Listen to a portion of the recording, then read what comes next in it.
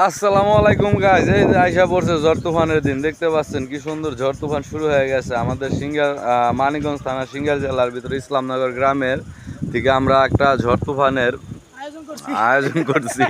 তো যাদের যাদের ঝড় তুফানের দরকার আছে আমাদের মানিকগঞ্জ জেলা সিঙ্গার থানার ভিতরে চলে আসেন, তারাই একটু একটু করে ঝড় তুফান নিতে পারবেন সাথে সাথে করে।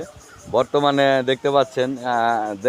দেখতে পাচ্ছেন গাছগুলো কিভাবে বাতাসে লড়তেছে, প্রচুর পরিমাণ আকাশ মেঘলা কালো হয়ে আছে। যে কোনো সময় আকাশ গর্জ করে মেঘ ঢেলে দিবে আমাদের উপরে, এমনভাবে মেঘ ঢালবে এই এলাকা মোটামুটি না হইলেও 2-4 বাড়িঘর ভেসে ভেসে পানি পানি হয়ে যাবে।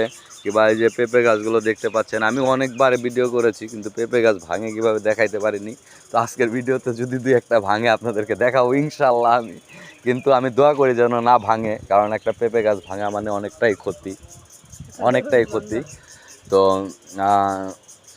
দোয়া করি যেন বাতাসটা থেমে যায়। এভাবে বাতাস হতে থাকলে পূর্ণতায় ভাবে বৃষ্টির থেকে ক্ষয়ক্ষতি বেশি হবে, কারণ বৃষ্টি যদি 10 মিনিট কিংবা 2 ঘন্টা আধা ঘন্টা হয় তাতে কোনো সমস্যা নাই, কিন্তু বাতাসে গাছ বাড়ি ঘর অনেক কিছু ক্ষয়ক্ষতি হয়। তো আমরা দোয়া করি যেন ক্ষয়ক্ষতিগুলো কম হয়, বৃষ্টি হোক, সারাদিন বৃষ্টি হোক, তাতে সমস্যা নাই। হ্যাঁ,